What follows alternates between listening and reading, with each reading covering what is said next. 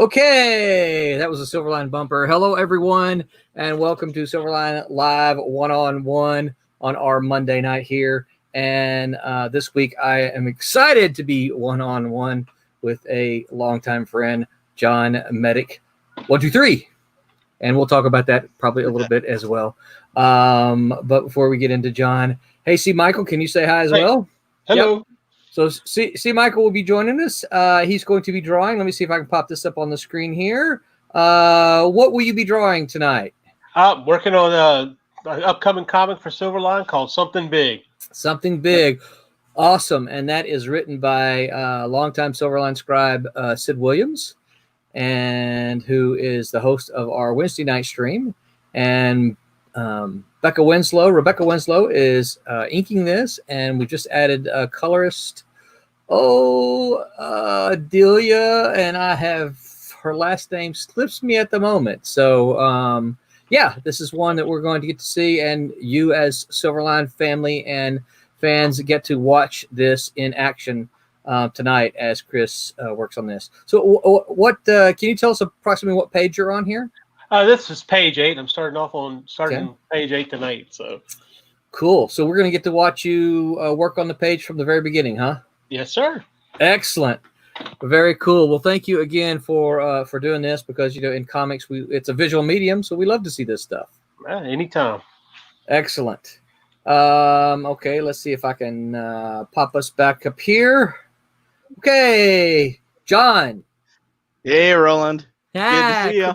Yeah, it's cool to have you, man. So it's cool. I can pop us back and forth from this to like that.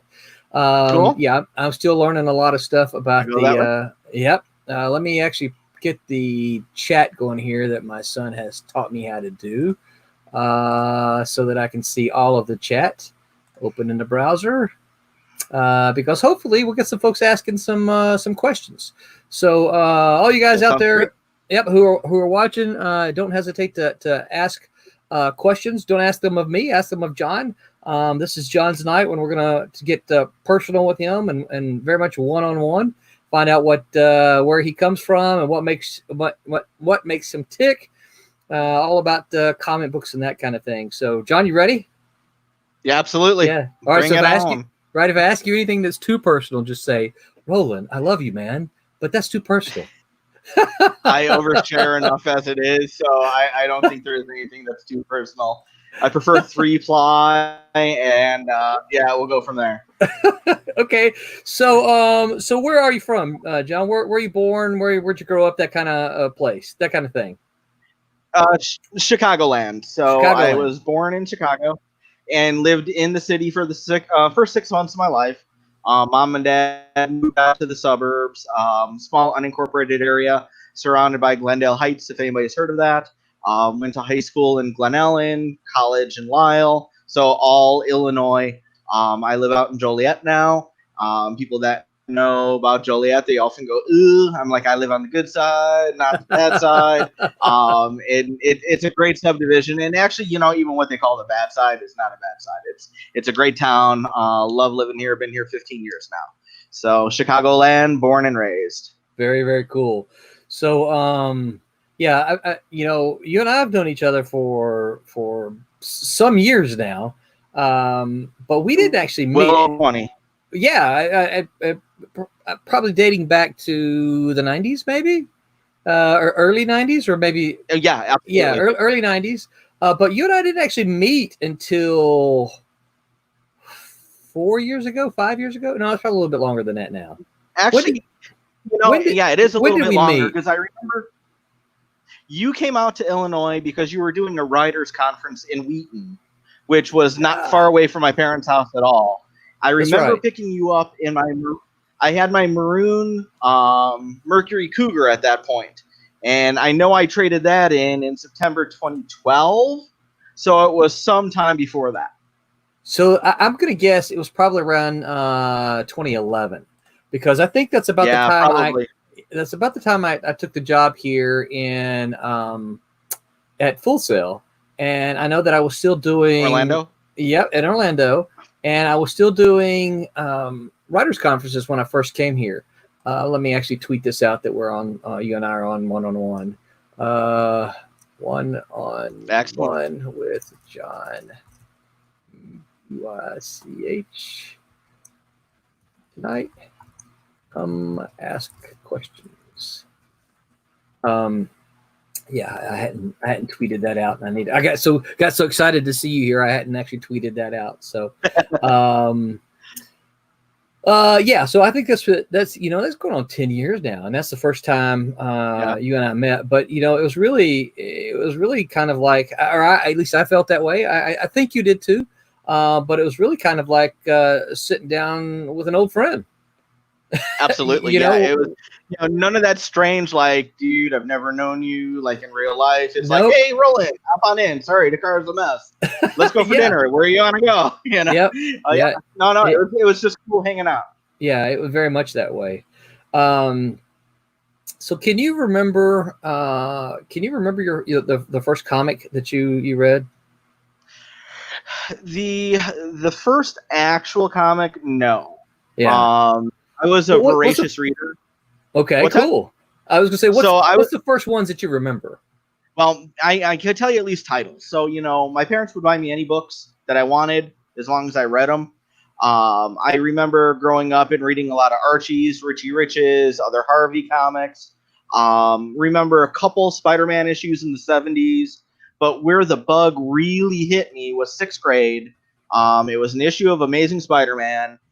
There was a kid in my social studies class that finished the test before I did. You could do whatever you wanted after you're done with the test. He had some comics on his desk. When I was done, I'm like, hey, could I read one of those? And he gave it to me, and I was hooked.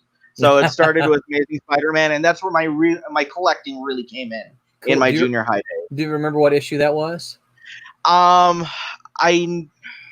I know it's a purple cover, and if you want, I could bring it for our Wednesday night meet.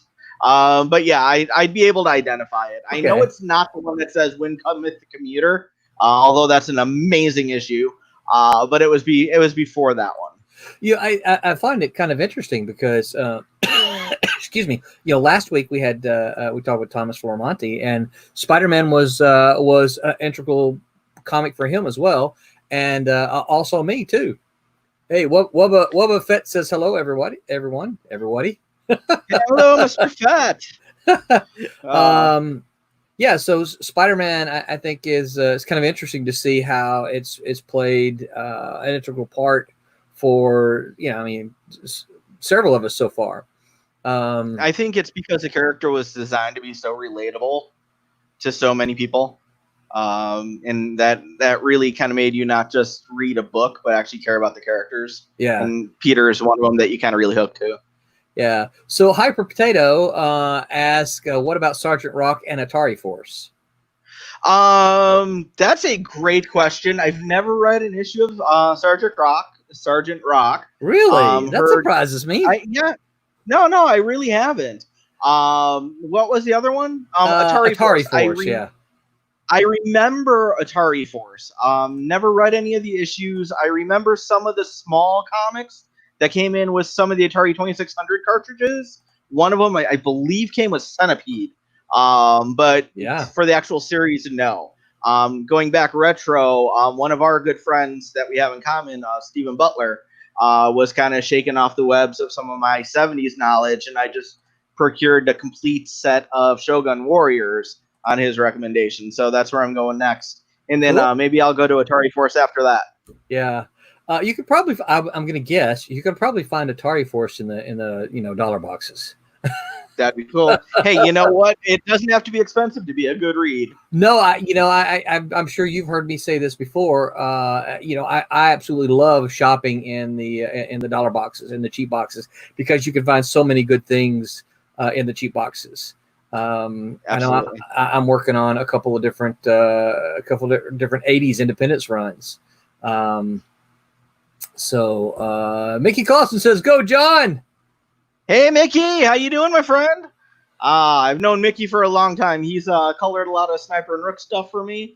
The last cover that we had for issue 11, and the first one he did for me was issue 7. So, yeah, Mickey's a longtime collaborator and very good friend, talented man. Yep, and I'm excited that he is active with the SIlverline family these days. Hopefully, we can draw him over and get him to color more and more and more. Hyper Potato says Atari Force full-size comics are great. First dozen or so issues have Jose Luis Garcia Lopez art. He's amazing. Yeah, so I did not. Love his work. I did not realize that. Okay, Hyper Potato. I'm gonna have to delay that question to answer on the stream because tonight he asked me. Hyper Potato asked me what 80s series I'm looking to complete because tonight's all about John. Thank you. So I will answer that because I certainly can. But let me come back to it and answer it on the stream later because like I said, tonight is all about John. So John, what? So the Spider-Man is some of the early stuff that you can remember. What books what comics do you remember that made you think, I think I can do this, or I think I would like to do this? Well, there was one by this amazing writer named Roland Mann, and when you did Cat and Mouse, really Cat and Mouse was one of the big ones. And I in the my trade paperback, I always had an interest in a male-female duo with the interplay, will they, won't they, do they, don't they. Growing up, my mom watched General Hospital, so I got roped into watching General Hospital as a kid. And so when they had like the World Security Bureau, and then they had like all the spy stuff, I'm like, ooh, this is kind of cool. They got like spies and stuff. Yeah. And then, anything from like Scarecrow and Mrs. King, because they watched that, which I said I hated at that time, which I did. Right. Heart to Heart, later Moonlighting. My kid even like loved Moonlighting when he was like 5. He's like, did I watch that show with the guy and the girl? I'm like, can you narrow it down? So when you had, a guy-girl dynamic, I was like, that's kind of cool, and it's like, yeah, I really kind of want to do that. And the whole black and white indie explosion of the 80s really kind of drew me in. So, Cat and Mouse was one of them. Matt Wagner's Grendel was amazing. Dave Sims' Cerebus. Yep. I never read Cerebus.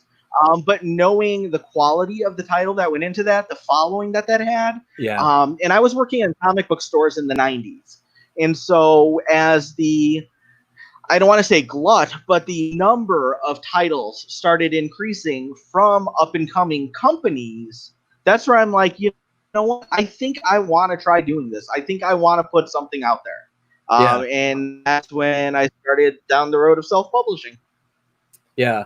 I think a lot of people don't think about the 1980s black and white boom, but I really kind of look back to that period of time as a way to say, hey, thanks to that period of time, there's a lot of us that entered comics around then, because they kind of showed that you didn't have to be, at least from what I remember, you didn't have to be at Marvel and DC in order to do comics. Right, you could do them. Right. I mean, the Turtles. These guys, they printed out their stuff and stayed. I was just going to go there.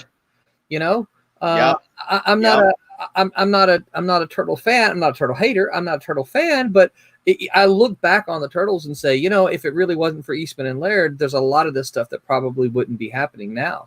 Those guys. If you look back on like what you should do, excuse me, they did everything wrong.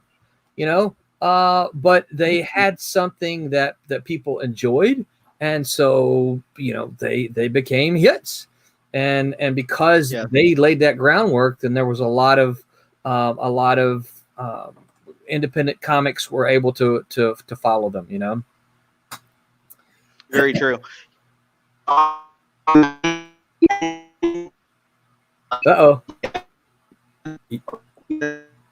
I really think the game changer, because that was a game changer when offset printing was, became really cheap, and the normal person, quote unquote, could at least start putting out like one book. Right. Digital printing, like Kablam, for example. Yep. That was a game changer. So, that was kind of like the 80s all over again. Yeah. But with higher quality paper, higher quality printing, faster turnaround time, and the internet, So I never thought we'd see a boom like the 80s again with the number of titles and the number of new creators. Yeah. We are, and it's cool. It's exciting. Well, and I actually believe that we're in another sort of boom in a sense. I mean, we can look at the numbers at Marvel and DC, and they're historically at an all-time low. Anyone who's followed numbers, they are at a historical all-time low for Marvel and DC. And yet, you look at the independent comics; they're doing pretty well. It just all you got to do is look at Kickstarters, look at Indiegogos. We haven't had conventions in several months, but independent comics kind of dominate that venue, and they do really well. So I believe that we're in an era where readers are very unhappy with they're very unhappy with Marvel and DC Comics, for lots of reasons, and so they're looking for alternatives, And we're happy to give it to them. I was just gonna say, and we're here to provide it gladly. That's right. Yes. That's right. So, so let's talk about education or lack thereof as towards doing comics. Part of what we do on our SIlverline stream is we talk about the craft of comics, and of course, I'm also a university instructor, and you work in higher education. What kind of what kind of education do you have that you feel helps you make your comics? Do you think that it's necessary? Talk about kind of how you educated yourself to make comics. All right. So my bachelor's degree is in social science with an education minor. My master's is in education. I'm teaching high school history, social studies, economics, all that fun stuff. But I was working for a couple guys in a comic book store through my college years. The two guys that were owning the store, they were teaching technology at one of the tech academies. And they said, hey, why don't you come teach with us? And I'm like, well, I don't have a degree in technology. And they're like, it's higher ed. You don't have to have a degree in technology. You have to have skill. You pick up on technology quick. We need trained teachers, not trained tech people that don't know how to teach. So I went and, interviewed and figured I'd stay and maybe teach a class or two. Wound up stuck in that industry, and stuck meaning lovingly, because I didn't leave for 20 years. So I love my time there. And so what I think did help me with creating the comics is that I was in the tech world. And I got to learn about the different softwares and the different programs. The schools all had educational licenses. So I'm like, what's this Photoshop thing? And I am not a Photoshop guy. What's this Illustrator thing? So I do all the lettering for my books in Illustrator now. Right. But when I first started teaching, my very first class that they gave me, test out the new 23-year-old kid, was a Microsoft Word class. So the first couple issues of Sniper and Rook, when I was self-publishing, I bought like the 8.5 by 11 sheets of stickers and did it all in Microsoft Word with their call-outs. I mopped most of them out for me by scissors. I taped them onto artboard, photocopies, not the originals, they're untouched, and then sent those off to the printers. So wow. Talk about old school. So I think, totally old school. So, I think that was kind of like a natural progression that I never thought about until you asked me that question. Because I was teaching Word, I used Word, and then when I got into some of the other programs, I never taught the other graphics program. But I was looking at it, I was interested. Then I wound up buying my own Adobe Suite so that I would have it for my books. Yeah. The other thing that I do think helps with my background is the social science background. Especially the history. I love playing with history. I love politics, the political science part. Yeah. I love tweaking history, not necessarily revisionist history, but what if one little thing changed? Where would that bring us now? Right. So that's kind of some of the future couple of story arcs I have in mind, and they should be a lot of fun to do too. So very cool. Well, then let's kind of talk about. Let's move from there. Then how did you go from having that into actually publishing your first comic? Which of course was Sniper and Rook, right?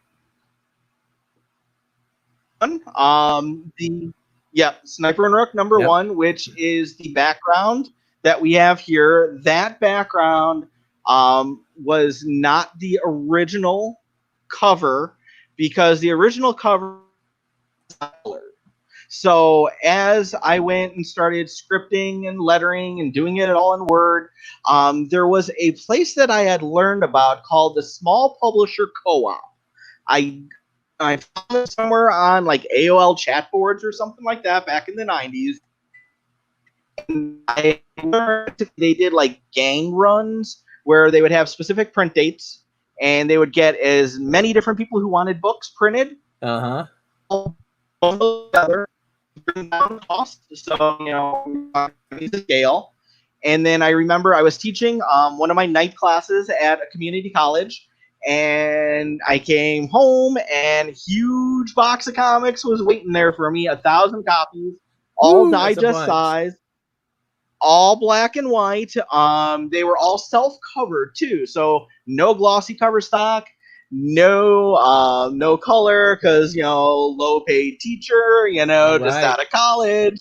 But it was my book, and it was in my hands, and it was real, and I cried like a little baby. But I was looking to see if I had a copy of that I could toss up.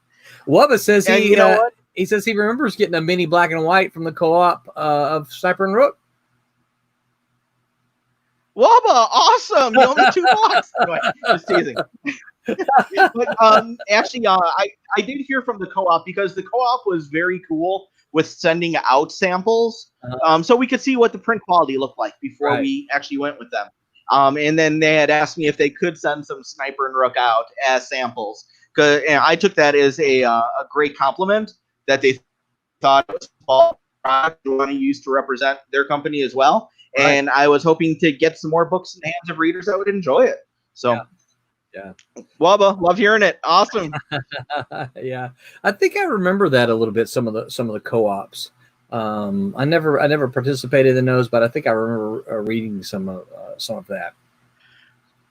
Originally, my first 5 issues were printed through them. Issue 5 did have a color cover. Starting with issue 2, they went glossy covered. There is a copy of issue 2, the ash can size, 1 through 5 are all ash can, up on eBay right now, $29.99 if you want to jump on it. No, it is not my auction. Wow, cool. So I'm gonna say hi to several people, or it look like they're popping in. I can see who is popping in on the Facebook stream. So Mickey and Chuck, hello. Roberto, how you doing? Sam Lovelace, wow, how are you, Sam? Billy Lou Bears, my pa-in-law is here. Forrest, hey, how you doing, Forrest? It looks like we have Amanda Porter, Joy Martinez, and Pops Van Zant. Pops is shared to Madness. Thanks, Comics Madness group. Thank you, Pops. We appreciate the share. If you're tuning in, and we're just talking one-on-one tonight with Sniper and Rook creator John Metych, and we'll that's what tonight is all about. So John, who are some of your comic influences? Let's talk. Well, you know what? First, let's talk about. Yeah, okay. Let's do comic influences first. Who are some of your comic influences? So if you're talking from like a writing standpoint or an art standpoint, I talk a lot about writing. So let's go ahead and kind of do some of the art side first. I like a lot of the late 80s, early 90s, mid 90s artists. So as I give people Sniper and Rook sample packs, it's like I've had these artists do this.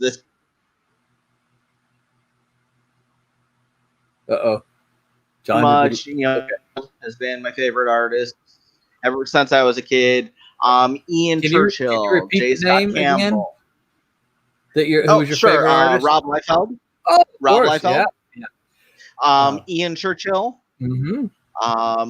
Our good friend Stephen Butler. Yep. Jim Lee. So the early Image guys, absolutely big time. Yeah. Todd McFarlane, J. Scott Campbell. So those were some of the early influences. Bill Mouse, who I have been lucky to work with for many years now, was one of my favorite artists, and very much somebody who was like kind of influencing me on stories. Right. And it was really cool. I sent a message on an AOL chat board, and he responded back in, I don't even want to say how long ago.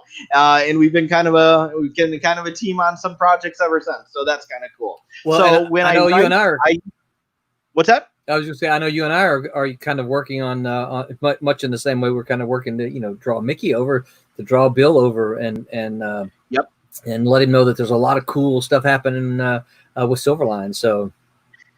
Yeah, we've got a couple things that'll be coming down the pike through SIlverline with Sniper and Rook and others. So it's good times coming up. Yep. Writers. Yeah. I'm not kissing your butt, but no, definitely you kind of paved a big way for me on that one. I appreciate that. You're very welcome. Michael Empty has joined. Hey, Michael, how are you?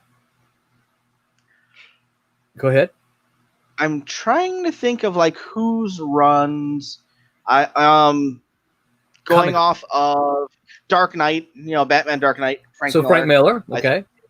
Frank Miller, I think that was one of the best storylines ever. Yeah. Now, did you also read Miller's Daredevil?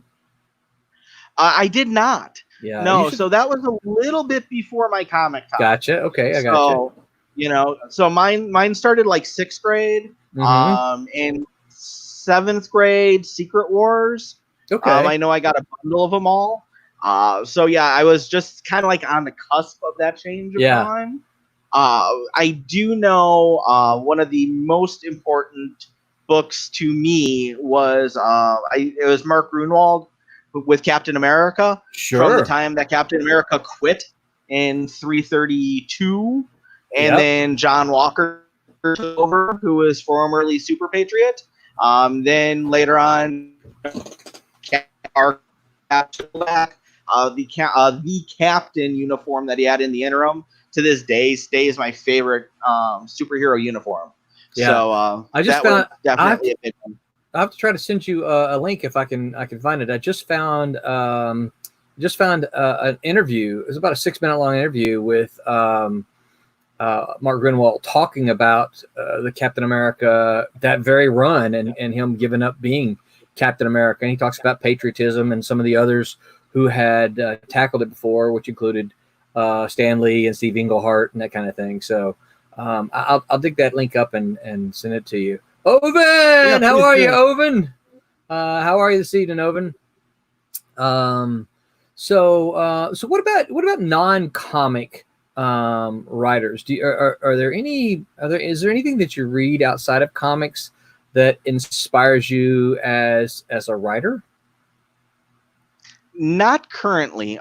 Most of the stuff that I read outside of comics these days are academic journals, academic books.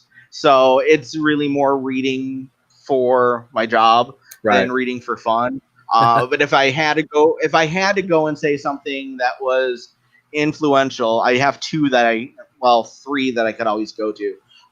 The Timothy Zahn Star Wars Heir to the Empire books. Okay. The trilogy. Right. Dark Force Rising, and I forget the other one because I'm on, the clock right now. Right. And then Spotlight.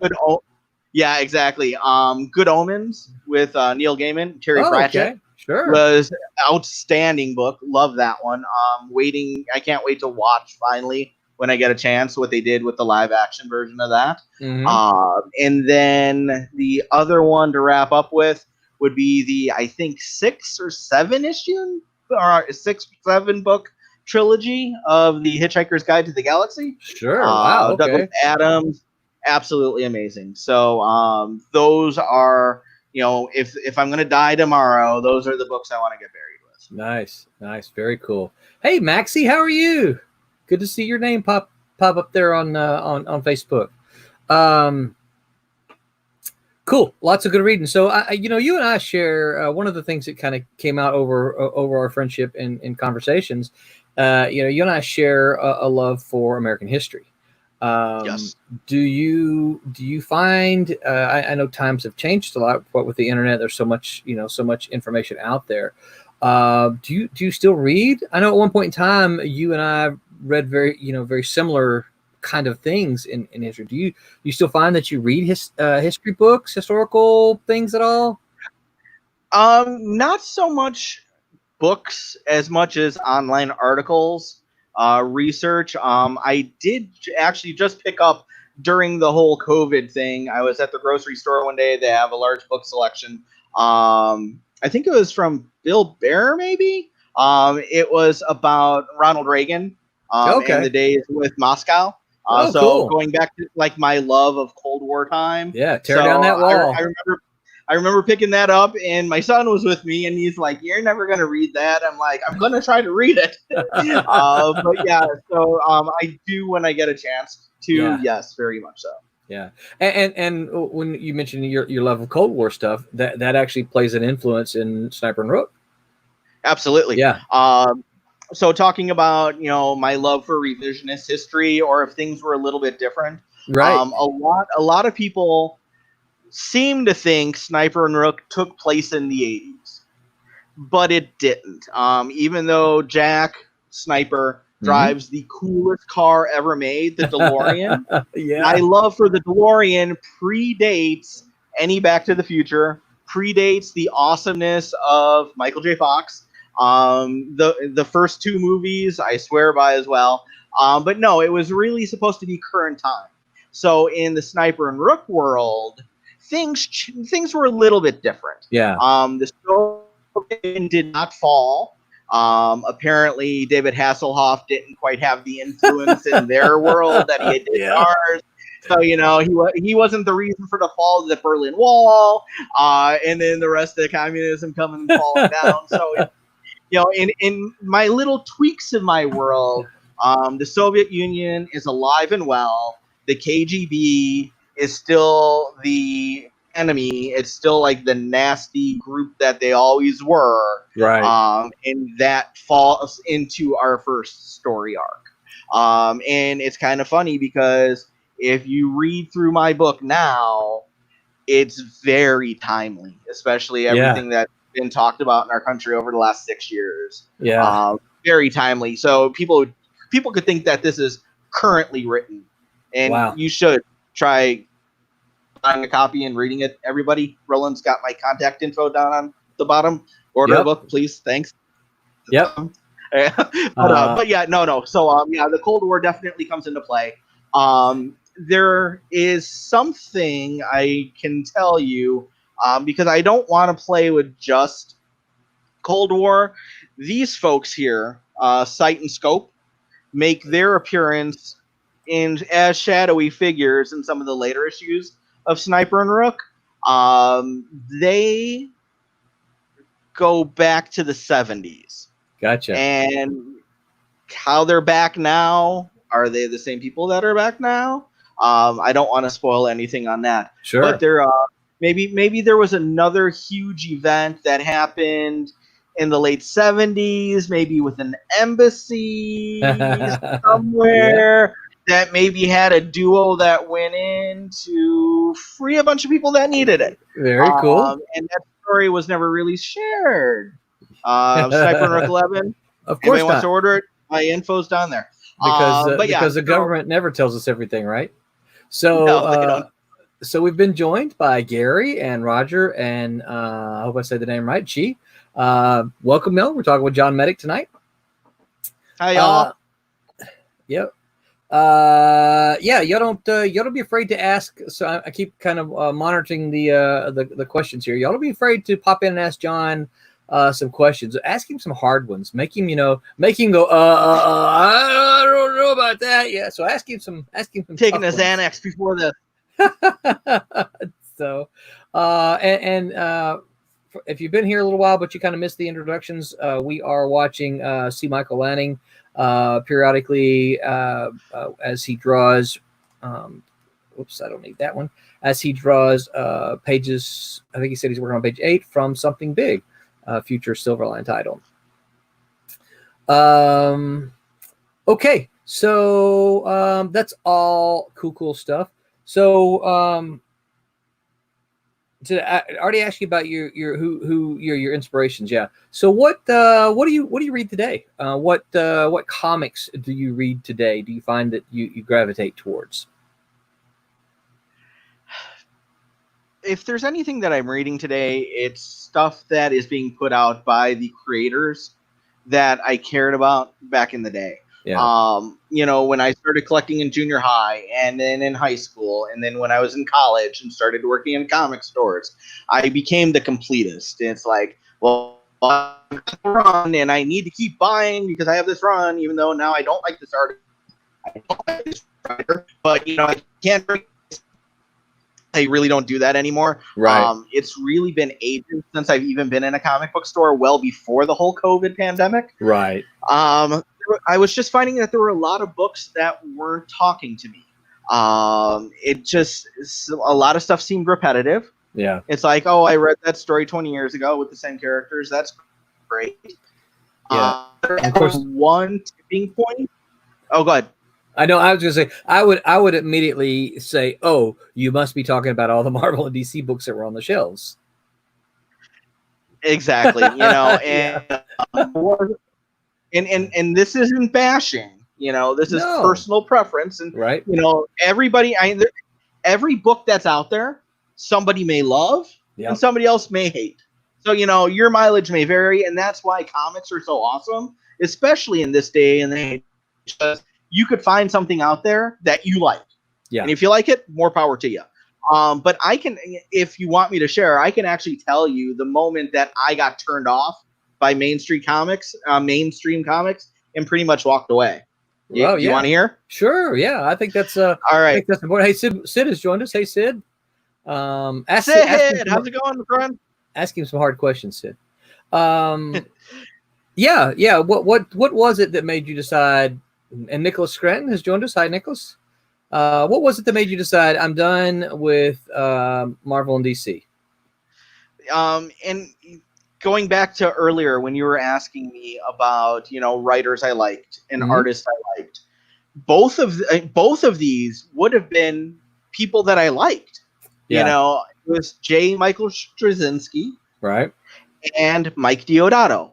Deodato loved his stuff like from his early days. J. Michael, I loved his sci-fi stuff, loved his comic stuff. Rising Stars, all great. But then they gave him Spider-Man. Yeah. And as we talked about, Spider-Man came, that was kind of like where I came into comics as a collector and started like collecting and loving and really caring about the characters. Right. Especially, Ben Reilly, the one real Spider-Man. Just got to throw that one in there for now. Yeah. I'll get a lot of hate mail though, but at least we have one friend in common that'll back me up on this. But going back to this, because I know I'm digressing. The storyline Sins Past, where there were two people that looked an awful lot like Peter and Gwen Stacy. They had some powers, came to find Peter and Spider-Man, and kicked the living snot out of them.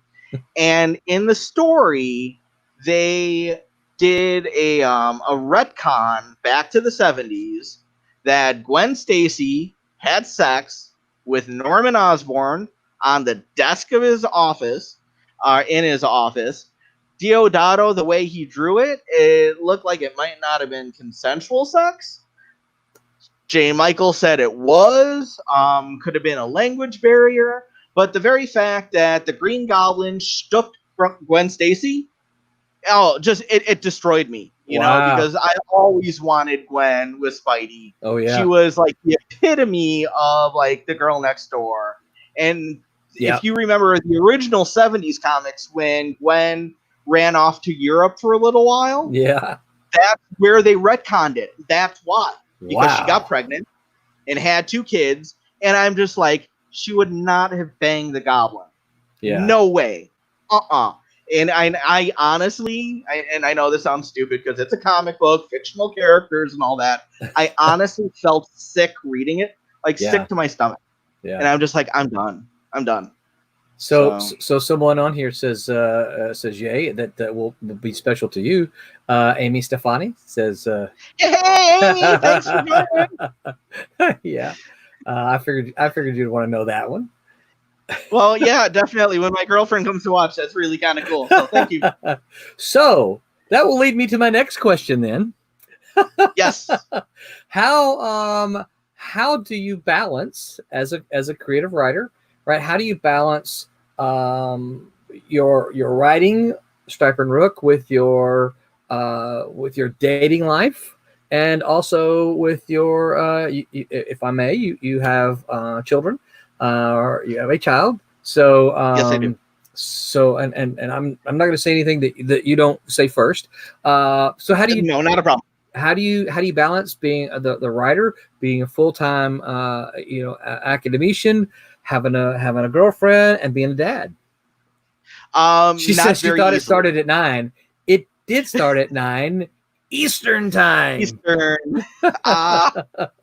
Well, Amy knows from personal experience, and Roland, even as you were giving me the countdown on the phone, I am late for everything. Everybody says I'm going to be the dude who's like late for his funeral. If I ever get married, I'm going to be late for that.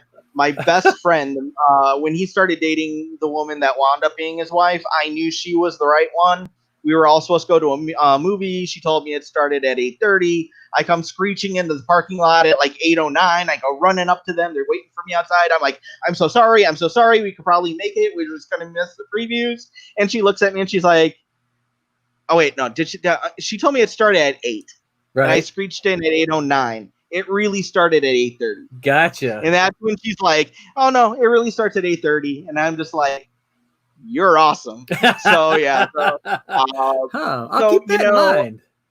Yeah, oh, you really, really should. Yeah. So when I told you to give me deadlines, like give me a deadline the week before with a real deadline. Oh, my God. But honestly, right now, balance is one of my biggest problems, to be completely honest. And it is tough as a creator. It is, and right now I've got a whole bunch of home projects that I need to get done, that once I get those done, it's going to make my life a whole lot easier. So as you alluded to, yes, I have a child. I have a 15-year-old son. I'm a single dad. I'm the custodial dad. So especially during COVID, so the last 3 months, mini-me, because he's John the 4th. So mini-me and I have been together in the walls for 24 hours a day for 3 months now for the most part.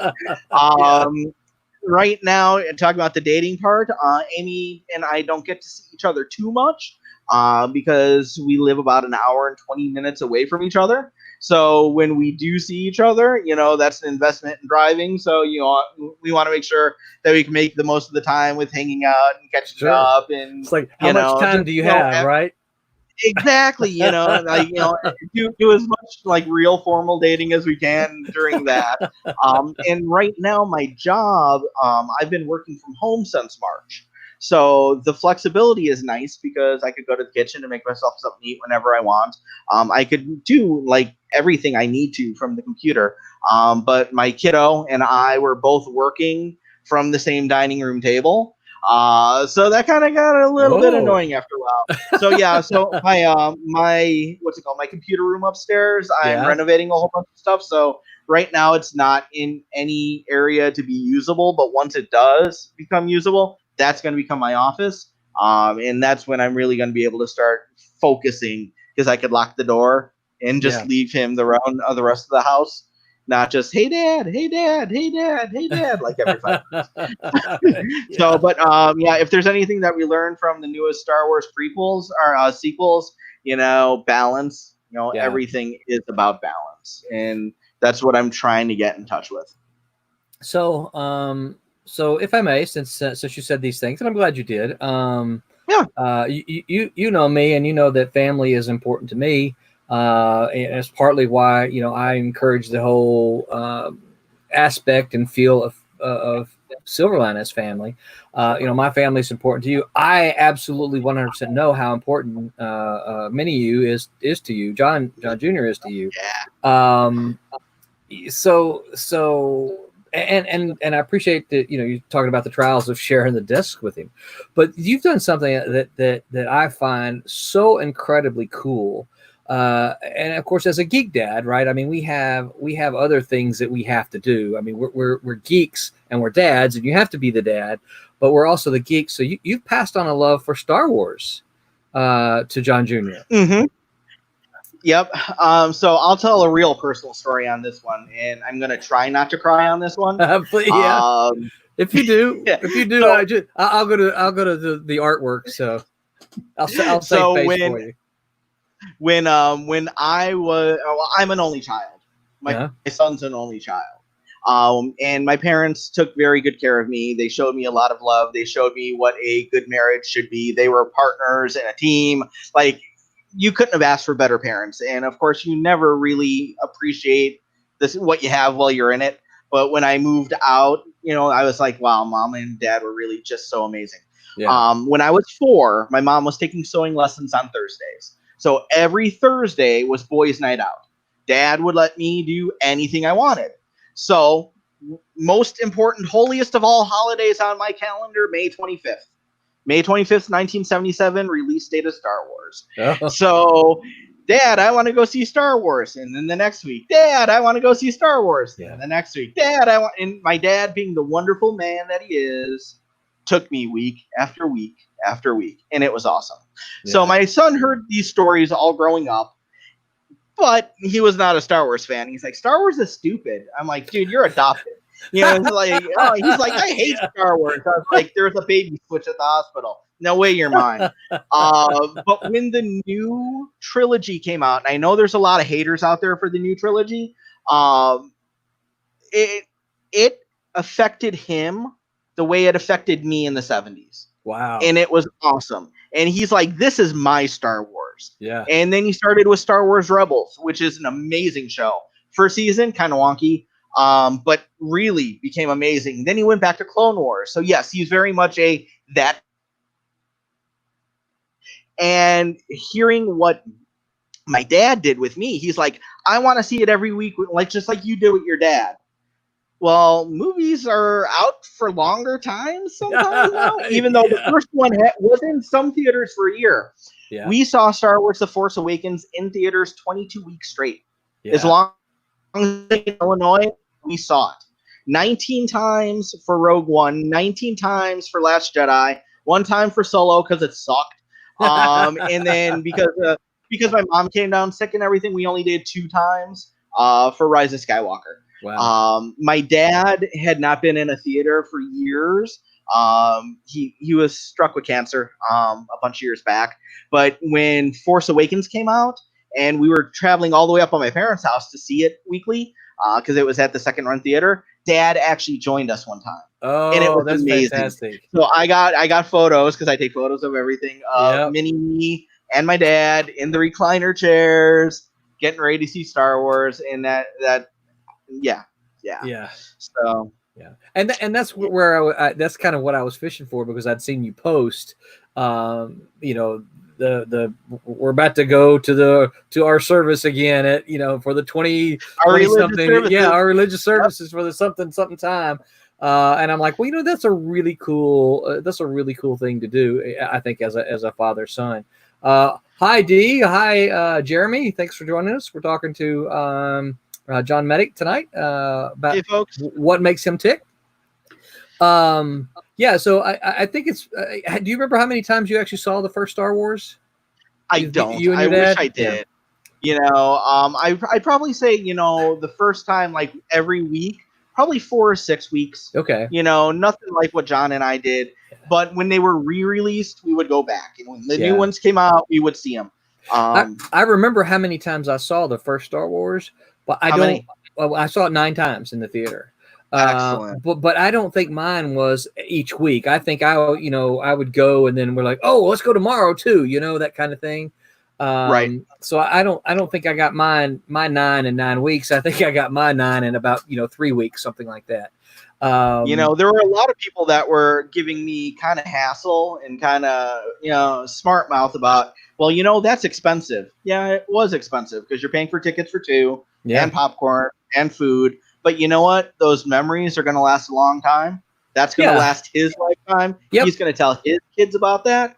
And when it comes to my son, there is nothing more important in my life than my boy.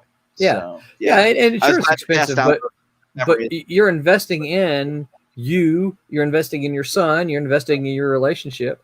I think, and I say this out of a place of love, I think it's a bit wonky, but I also think it's fantastic that it's something that you and your son have. Thomas Flormonti says Solo doesn't suck. Solo, I did not give a fair shake to from the beginning. I will totally admit. Again, everybody has tastes. Some like some things, others. I hate Woody Harrelson. I have not liked him since Cheers. So he played such a large role, and I don't like Woody Harrelson. Like Natural Born Killers, wanted to watch it. He was in it. Oh, forget it. Kingpin, wanted to watch it. He was in it. Amy, who's watching now, yes, before you put it in the chat, she made me watch Hunger Games, and I said he was not that bad in that. He was less annoying in that than any other movie. But yeah, so, the Woody Harrelson thing kind of killed it for me, and I really don't think they picked the right actor to play a young Han Solo. Yeah. There was a young actor who played a young Harrison Ford in a film, Age of Adeline, and he sounded like Harrison Ford, and he talked like Harrison Ford. That's the dude they should have gotten. Yeah. But so nothing against the actor who played young Han. I just don't think that young Han was a good match with Harrison, and it's hard to find anybody to play somebody as iconic as. Oh yeah, absolutely. Tommy, he says he forgives you. Thank you, Tommy. So all right, that's very cool. Yeah. So so my question to you, John Jr. and Amy, how do they feel about the comics and what do they do? Because I know they support you. What do they do that kind of encourages you? How do you draw encouragement from them? With John, let's start with John. Okay. Do you have access to pictures I sent you by any chance? Which pictures? The pictures of the cons. Yes. I do. You know which one I'm talking about? I think I do. Give me a moment. You talk away. Cool. So I'll talk away. So my son has enjoyed going to conventions with me. He likes walking around. He checks out the costuming, the cosplay. Even when he was young, there was a kid. It was a Halloween themed convention. There was a kid that was dressed up as the Hulk, who was there with his dad. So John's like, "Can I go play with him?" I was like, "Sure." And so they were running around. Well, not running, but walking because he's well behaved. So he always kind of wanted to be a part of it. And what Roland's looking for, if he could find it, if not, I found it. Too. I found it. I'll wait until you put it up then. All right. Let me. This was pretty awesome. Let's see. Don't know. Okay, screen share. Share screen. Application. John. There we go. Can you see it? That is my boy. Yes. So, he was 8 years old. He was with me it's an awesome convention, in Indiana, Northwest Indiana, NWI Comic-Con. Okay. And that picture made it into their digital newspaper, from the area. They didn't take a picture of me. Didn't care about me. But they took about a bunch of cosplayers and the adorable 8-year-old that was setting up and straightening up his father's comics. So, Sweet. So he's been to the shows with me. He's an awesome draw. I had made sketch cards, and since I'm not an artist, I can't really draw on them much, but John started sketching on his own sketch cards, when he was 6 and 7 and 8 and selling them for $1 or $2. So he enjoyed being there and being part of that too. Good. Haven't been to a show for a little while locally that I could take him to. But he's going to be invited as soon as we get back. Good. So, and you had asked how Amy supports. She's completely supportive. She knows she has a drive about her. She's a professional organizer in real life, which is kind of completely hilarious that I'm dating somebody who's a professional organizer, because that's like the whole Felix Unger and the other guy, the odd couple, and I'm the pig. So she's definitely supporting me on get your computer room together so you could have your office, you could have your private space, focus. You can do this, right now you're bouncing around across everything like you had ADD. Yeah, I'm like, yeah, I know. I gotta stop doing that. So does she get you to focus? No, she's definitely she does the best that she can. Yeah. So yeah. Does she ever smack you around does she ever smack you around? Does she ever smack you around and say, dude, you need to be working on comics tonight. You got Sniper and Rook calls your name. That's what you got to do. No, unfortunately, not yet. As we live so because we live so far apart. I can see that. Yeah. It would be like a 3-hour drive for her to drive down here, smack me you around, and then drive back home. So yeah, I can understand that might be a little bit too much of an investment of time. But she could definitely. So you guys have FaceTime? No, we don't do FaceTime. Oh, okay. But sometimes through we had done it through Facebook before. The Facebook gotcha. Visual Messenger. Yeah. We both have Android. So gotcha. Yeah. So you get your virtual smack, right? Yes, I could definitely get that. Now, does do Amy and John Jr. do they read comics? No, not really. I'm actually proud of John because over the summer he usually doesn't want to read, and Amy, I didn't get a chance to tell this one yet today, so you get it on the computer. He picked up the first Harry Potter book again. That he hadn't started reading, or they started reading years ago and never finished, and started reading that. He's like, yeah, I want to start going through all of these again. He watched all the DVDs a little less than a year ago and started going through those again. And now he's like, yeah, I want to read the books. So He went and he found where his first issue was, and he was reading that one earlier today. So that's cool. Cool. Amy, I'm bringing her into the comic book world. Hooked her up with this Sniper and Rook trade paperback. Yeah. To kind of give her an idea of who I am as a writer. Sure. When you were when I was showing her pictures of stuff from the Daytona Beach show that we did together, and or when she saw things online, she had a real interest in Tiny. So next time I see you, I'll have to buy her a copy of Tiny from the SIlverline Vaults. Yeah, I'll take care of that. Take care of you and her with that. Thank you. Yeah. It's funny because that's certainly Tiny is certainly a Amy says, I'm dying. This is hysterical. I motivate rather than smack around. Still waiting on to get my copy of Tiny. So yeah, she mentioned that as well. Give her the stick, right? it's funny because Tiny was, I'm not going to tell the whole story of how it came about. That's for another day. But I discovered that it's a completely different audience than kind of my normal action, adventure, superhero kind of stuff. A completely different audience to come by. They see the big Tiny banner that I would have at my desk, and they're like, oh, and they'll stop. That's the only thing that interests them. They will look at Tiny, but they wouldn't look at, Cat and Mouse. They wouldn't look at, Cray or anything like that.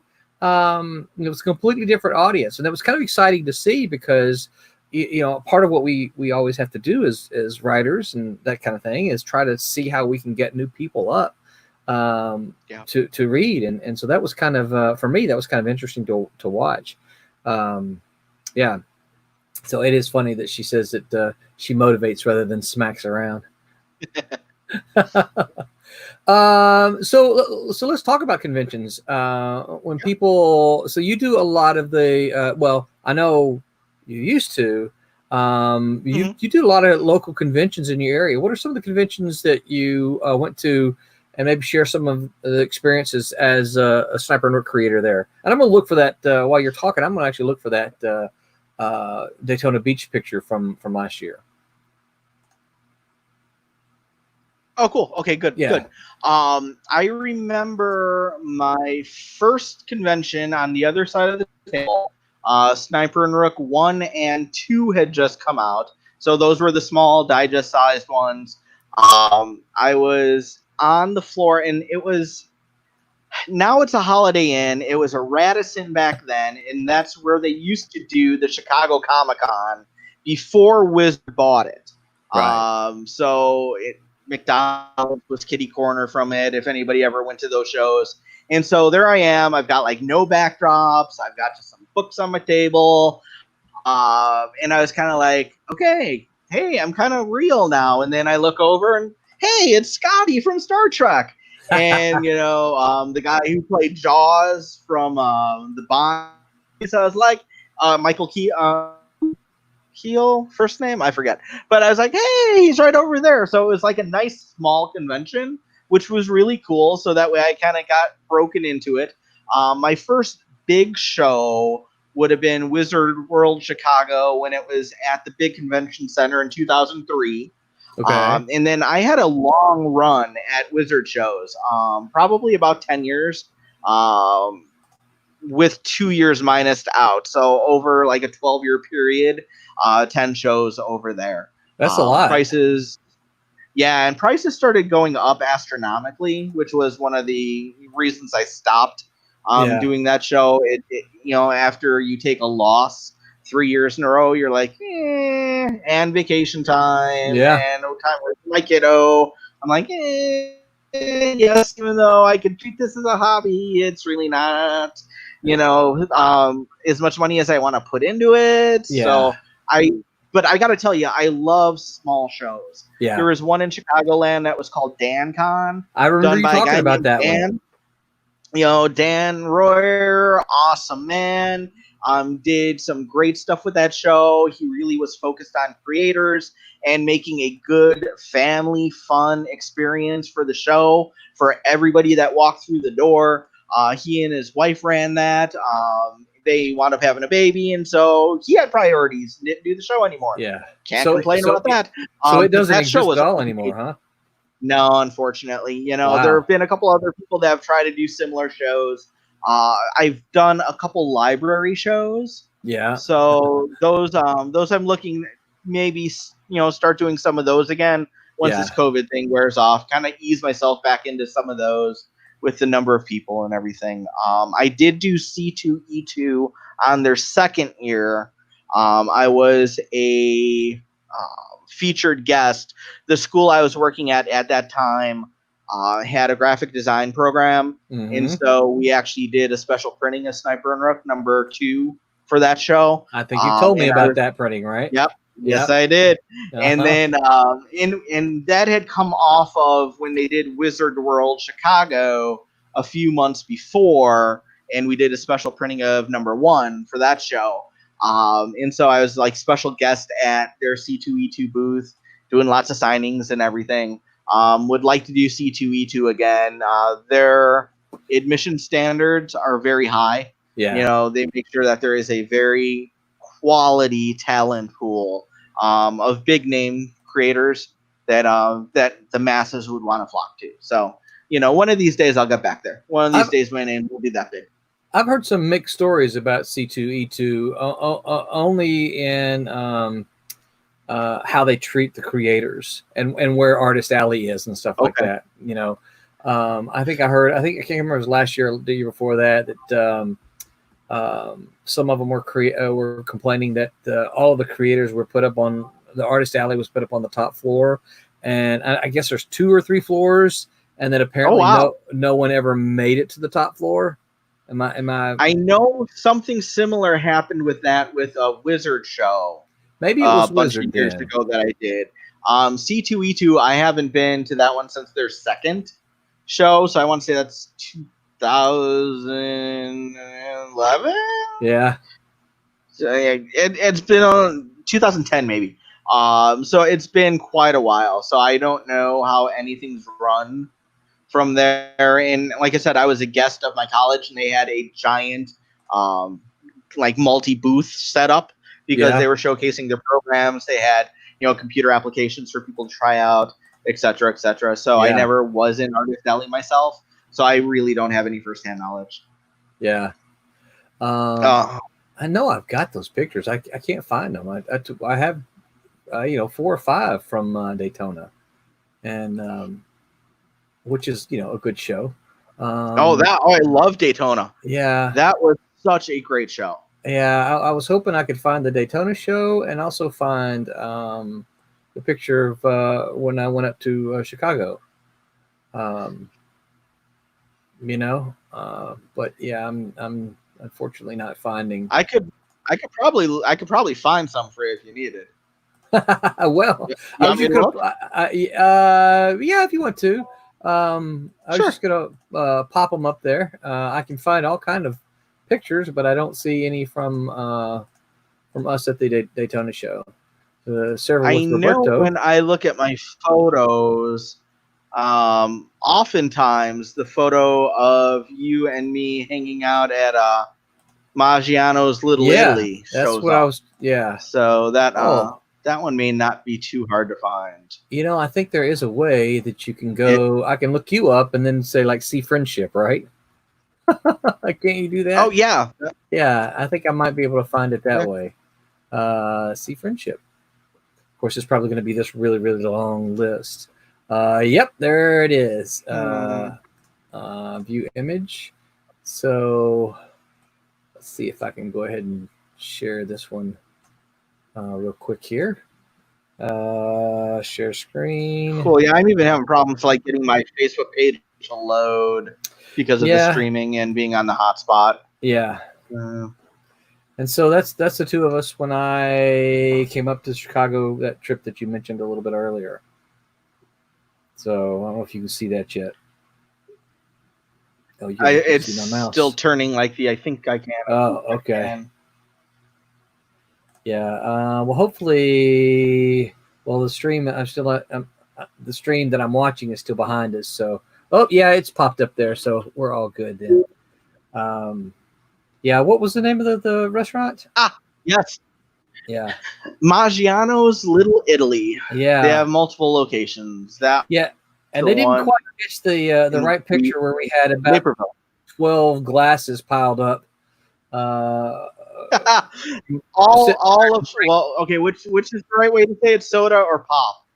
Which one will not get me kicked out of the South? Coke. Coke. We don't say soda. We don't say soda or pop. What are you talking about? Yeah, you were drinking. So you were drinking. We both had Cokes, and you were drinking a Diet Pepsi, right? Yeah, that was it. So we both had Cokes. I drank straight Coke, and you drink Diet Pepsi. Yeah. Hey Doreen. Hey Justin. Glad to see y'all join us.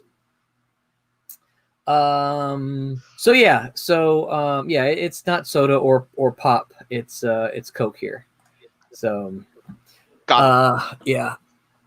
So I have to see if I can't find the Daytona show. I had them all in a folder somewhere, but I guess I can't find it at the moment. So tell us, what is Sniper and Rook? Sniper and Rook are two covert government operatives. They operate directly under the command of a general that's been given autonomy to have his pair go off on missions across the world to secure the safety and protection of America and its interests. The way Sniper and Rook have been created, I wanted, with the government angle, to be able to drop them into multiple types of genres. So there are some storylines where there is absolutely pure spy and action. Some of it actually goes into aliens and conspiracies, because the government has their hands in all of that, and then everything mixed thereof. I'm kind of stealing some wording from somebody from the 90s. Sniper and Rook exist in a world where superheroes don't exist yet. But they definitely can to play, and it will be for much longer. There was a masked vigilante that appeared in issue 7 named Ripper, who people absolutely loved the visual on, as did I. I've got big plans for him. If it had worked out the way I wanted it to, the issue of Sniper and Rook with Ripper Returns would have already come out, and that would have led into his 4-issue miniseries. But that one's been slated a little bit down the road. I think I've got an artist that I want to use for that book, because he has the look that I've always envisioned for that book. That one, whenever I have a storyline in mind, I know how I want it to look, and that one's kind of like a Mark Silvestri type of art that I need for that story. So cool. And at this point in time, you have how many issues up? Sorry, you were breaking up. Can you say that again? Yeah, at this point in time, how many issues of Sniper and Rook are available? Right now, there are 12 issues, issues 0 through 11.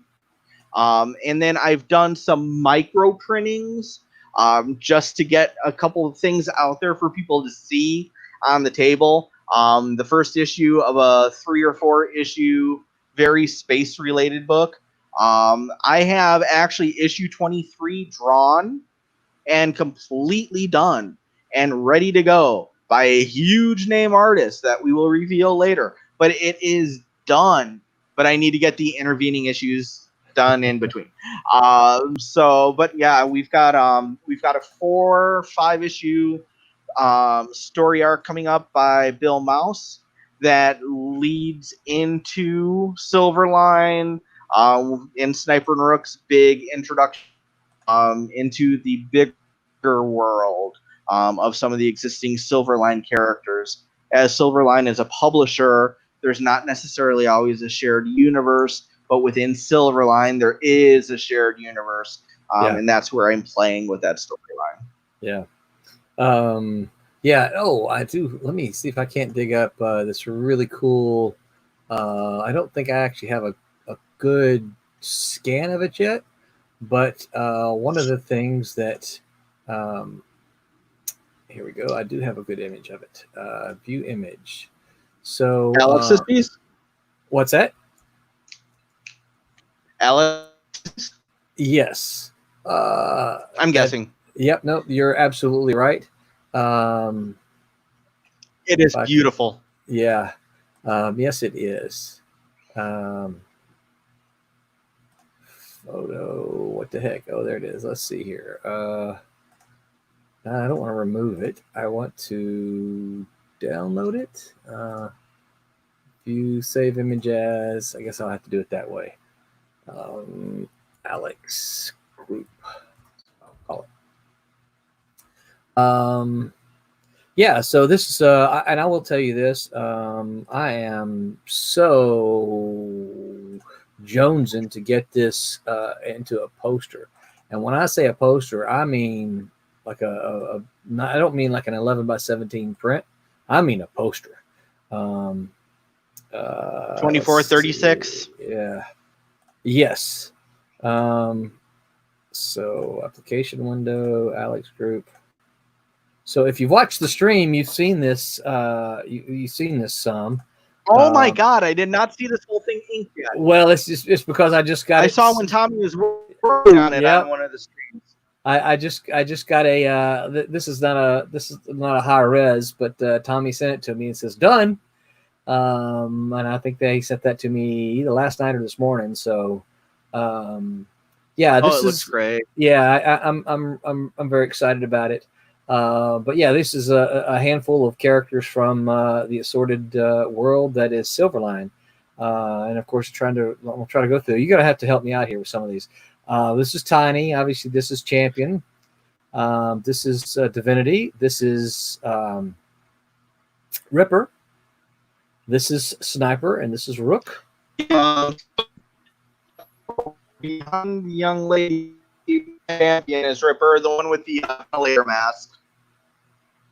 Say again. You broke up a little bit. Yeah, same thing. So we have champion front and center. Yep. Behind champion, we have a young lady. Is that Divinity? Mm-hmm. That is Divinity. Behind Divinity, we have Ripper. Yep. The one with the ventilator mask. Yep. So, as they've been saying with COVID, come to the dark side. We have ventilator masks. Boba Fett, Darth Vader, Kylo Ren, all 9 yards. So right over to the side of Ripper with the right there with the single bladed fork, very reminiscent of Grendel. That's Rook. Right. Behind Rook, we have Sniper. And then to the side of Sniper, we have Tempest. Yep. And Tempest and Rook, very interesting friendship. They're gonna hit it off once a little secret comes out. Behind Tempest, of course, we have Silver Dollar. Yep. Behind Silver Dollar, up on top, I can't quite make that one out. No, that's Marauder. Yeah. No, it's Marauder. Yeah. I knew what you were doing. I had to laugh. Yes. And then the ones in the back are a little tougher to see. Behind Marauder? Do you know who that is? Can you? Yeah. Yeah. Is that Cray? That is Cray. Yep. Is that Cray? Sure. Yep. Yep. Sure I'm looking at my little laptop screen. Yeah. So on the other side of Marauder, who's that guy? That's Pendulum. Do you remember that Silverline book? I do. Yes. Mm-hmm. And no, actually, I was wrong then, because next to Pendulum with the glasses, that's Marauder. Oh, that is Marauder. This is okay. I'm drawing a blank now too. You know, is that a good problem that Silverline has such a diverse cast of characters that we can't think of who they are right off the top of your head? That's a good way of saying that we're getting old and forgetful. Well played. Yeah. I'm gonna have to come back to him because I can't think of who that is. Yeah, this is Kirk Connell here, who is Marauder. This is Crimson. Behind him is Crimson from the Scary book. There you can see a club just behind Marauder's head, which is from the Trumps story. Just to the bottom, card game. Yep. Just to the bottom right of Crimson is the guy with the hat here. That's Phil. Oh shoot, I can't think of his last name at the moment. He's the detective from Scary Book who is getting his own. This would be a great time to remind readers what they've been watching. That he's getting his own book called Something Big, which is what you've been watching. See Michael Lanning pencil. Phil is the primary character. Oh, got some comments here. I'm probably going to say this name wrong, but I'm going to try it. To Dewana says, I enjoy listening to banter between you and your guest and like seeing the artwork taking shape. Based on your last name, I'm going to guess that you're kin to the artist, but I totally 100% agree with you. I love to see the artwork taking shape as well. I love to watch it happening while we're talking, which is one of the reasons that, it's comics, so it's cool to see it happening. Tommy Florimonti says, wow, that looks so cool. What do you think about the inks, Tommy Florimonti? Do you think that inker, you think he's got a future in comics? And then Amy says, I'm laughing so hard, Marauder. Okay, then we have, let's go back down to the bottom. Let's see as we work our way up. So to the right of Champion, then we have, who is this? I don't know that one. That's Knoich. Or as Curtis described it. all these years, I've never known how to pronounce her name. That's Kunoichi? Yep, Kunoichi. I thought it was Kunoichi. Well, Kunoichi. Wow, okay, cool. Curtis told me the other day, he said, it's Kunoichi. And I said, well, you know what? I've heard that, but here's the thing that I would say. And I'm not going to, this is not a hill I'm going to, fight on, but it's like when I was in college, I had several Japanese friends, which is how she came about. And when they said the name, they said Kunoichi, right? And you got to get that little ch at the end. It's like Kunoichi. They didn't say Kunoichi, right? They said Kunoichi, right? So I've always just said this cool. Kunoichi, yeah. But I have had several people tell me that I'm wrong, and that's okay. I may be, but because I had real Japanese people tell me that that's how you said that term, because it just means female ninja. Yeah, so that's the way I say it. So to the right of her and plastered with the signatures, do you know who that is? I can't make out from here. Yeah, the scraggly dude. Kalis? Is from Kalis. Yeah. Yep. Okay. In between, just over her right shoulder, our left shoulder, you know who this is, right? Of course. Switchblade. Over his shoulder then is Keith Grayson, the demon. Yeah, that's right. And he's got a couple tails that are harassing some folks. Three Tails, and I believe there was a cult of Three Tails. There was a cult of Three Tails. Yep. We're gonna have to actually place do one of those keys for fans when we print this, won't we? That's probably a great idea. Yeah. Anyway, so you forgot cat and mouse. Well, yeah, cat and mouse. Here's cat. Here's mouse. I was just wasn't going to finish the rest of it just because we need to get back to you. Well, this is fun for me. So.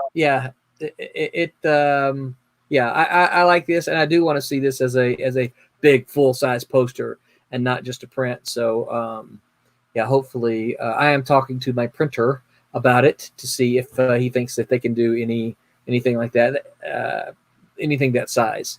So even if they can't, we'll find something, some way, somehow. But we'll go back to watching C. Michael Lanning and him drawing something big. Let me see. Let me go back to the chat here, see if anybody has any questions. No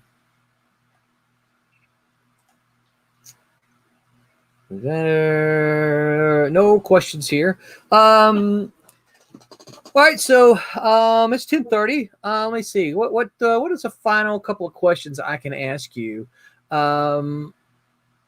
What's your without giving away story? What are some of your plans for Sniper and Rook? Now, I want to be quick to say, I'm so excited that Sniper and Rook are becoming part of the SIlverline family. Obviously they're on the poster there and front and center. And you and I have known each other for a long time, so it's exciting to see the SIlverline family grow like that. But I also know probably a lot of stuff that a lot of your fans aren't aware of. So kind of talk about what's in store for Sniper and Rook. What's coming next? What's coming next really is expanding their universe. More of the spy, more of multi-spies, more international intrigue. I'm very careful about wanting to keep characters too much. Some of them are becoming some like little fan favorites. Ripper made a great appearance. Everybody wanted to know more about him. Issue 7 kind of was it was a challenge for me because I'm not very strong with short stories. Yeah. So that issue was 3 short stories because I wanted to challenge myself to it. But I've got this 4 or 5 issue plan for him. That's going to expand some of the institutions that will come to play in the future. Yeah. There is another big spy brings in another organization. Sight and Scope, they will be factoring in big time. You always know that your heroes are only as good as the villains that they fight, and you can only fight the KGB so many times in a row before you're like, yeah, KGB again. Yay, Reznikov's in jail again. Yeah, but kind of like the Joker, right? Thank you. Batman should have snapped his neck by now. I mean, how many people would have lived? Come on, you know. And how many times can we see Batman fight the Joker? You know, it's like, oh, really? Here he's fighting the Joker again. So, Sight and Scope, you'll learn more about them, and they're very interesting backstory. And what Scope that is looking to do in the future. They are very much the anti-Sniper, but they have ties to the Sniper and Rook program well before Jack and Rebecca were even around. Yeah. So really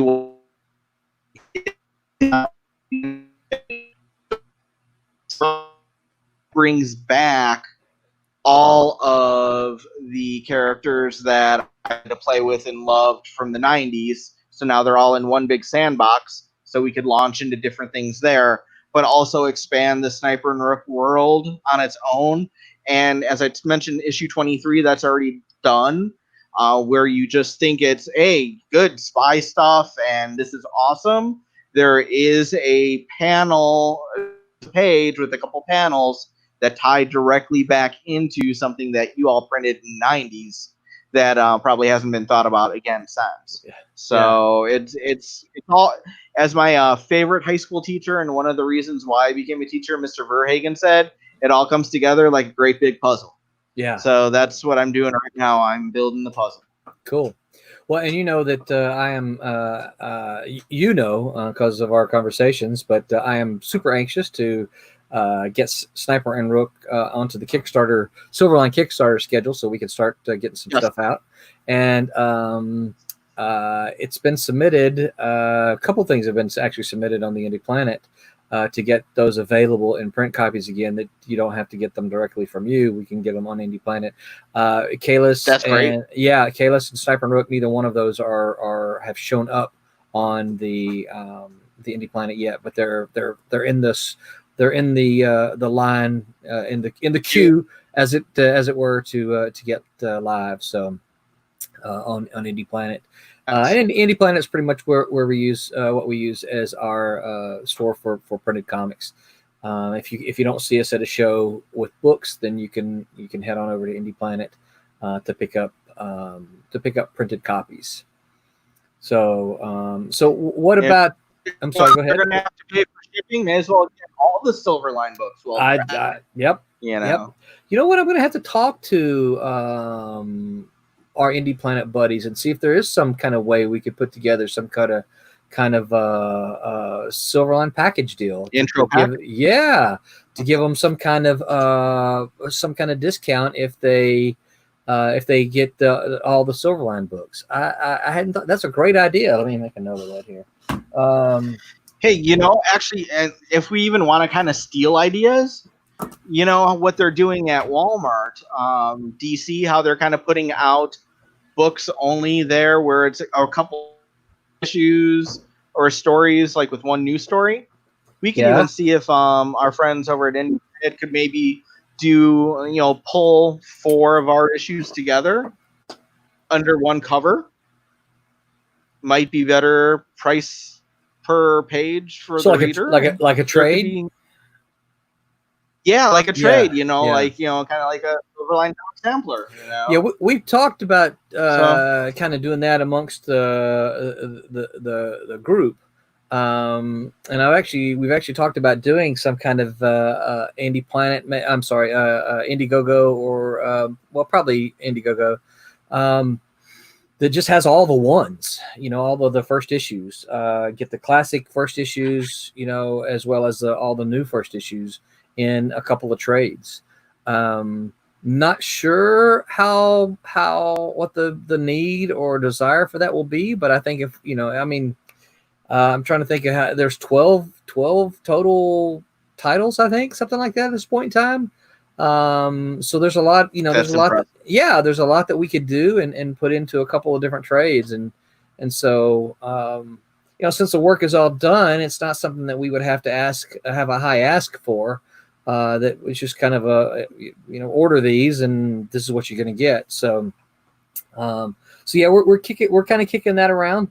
All the new stuff is in color. Then we're going to have like the classic black and white stuff, and then some of the classic stuff that's being colored, because Demon's Tales, the first issue, is colored. Silverstorm, the first issue, is colored, and in fact, I just got a message from Scott Gordon, who is coloring Silverstorm, that he's just finished issue 2. Wow! Yeah. And of course, Barb Kalberg is coloring Sirens, and Roberta Conroy is coloring Pendulum. She's kind of moving through the page. Roberta Conroy is a former Malibu Comics colorist, and kind of the way I got her, I saw her post. Somebody posted something, and then I saw her post something to the effect of, "I miss coloring comics." And I sent her an email that says, "So do you really miss coloring comics, or are we just saying that?" Right? It's like, because if you really miss coloring comics, I can set you up. And so we went back and forth a few times, and yep, she's coloring Pendulum now, doing a great job with it. So, that's awesome. And our good friend Mickey Clausen, who just did Twilight Grim for you. Yep. He has been working on flats for the first Sniper and Rook 5-issue story arc. That's right. So that took. Yep, he was flattened, and then Twilight Grim. That one had a Kickstarter deadline, and so he'll get back to Sniper and Rook. But he did some great stuff on your Twilight Grim. Oh yeah. So, man, it looks fantastic. It's beautiful. Yeah. It looks really good. So I'm excited. I'm excited about that. Excited that he's doing some Silverline stuff. So. And I'm anxious to see what he's doing with Sniper and Rook. So I think that's that's going to be some good looking stuff. What do you have any suggestions or recommendations for people who want to make comics? Someone who wants to get in, I guess predominantly as a writer, because that's kind of what you're doing, writing and publishing. That's what you've done. What sort of recommendations would you give for anyone? Okay, I'm going to totally hate asking you. Could you repeat that? You totally cut out for the whole thing on my end. Okay. No, I'm just saying, what sort of recommendations would you give to someone who wanted to break into comics? Primarily writer, right, and a publisher, because that's kind of what you've done. But just anyone wanting to break into comics, what sort of recommendations or suggestions would you give them? So the recommendations I would give, just do it. And do it now, because if you put it off until a better time, there is no better time. And anybody who knows me could be like saying, "Hey, John, guess what? Yeah, live that yourself." I know. But people oftentimes look back at their work and say, "Oh, I don't like my work. It's not good enough yet." If you keep doing that, you'll never think it's good enough. So get something out there, get something completed. When you have that in your hands, your completed work, something that you did from your heart, from your mind, that's a part of you, that is the motivation that you need to move forward to the next issue and the next issue, or the next story and the newest characters. Just jump in with both feet. Check out Kablam, because Kablam, they could print one copy. Yep. It only takes one copy. You don't have to have a huge investment. When I printed through the small publisher, you had to have at least 1,000 copies ordered. Yeah. When I printed up at Preeny Print and Litho, which is what Dave Sim used for Cerebus, keep in mind this is like 2003. Yeah. It was like $960 American for 2,000 copies. Yeah. So luckily I was working 2 jobs, living at home, rent free. So dropping $1,000. But it was still $1,000, Yeah. I still have cases in my basement. So, you print out 10 copies. Which will come in really handy when we run the Kickstarter. Yes, it will. Yeah, absolutely. So, yeah. but yeah, leave me some trades. I would recommend. Yeah, or we could always get Tommy to print some, and I could sell up with Tommy, and that way we don't even have to ship them down. Yeah. So, yeah, that's probably a better way to go. Things get damaged in the mail and such. Yeah.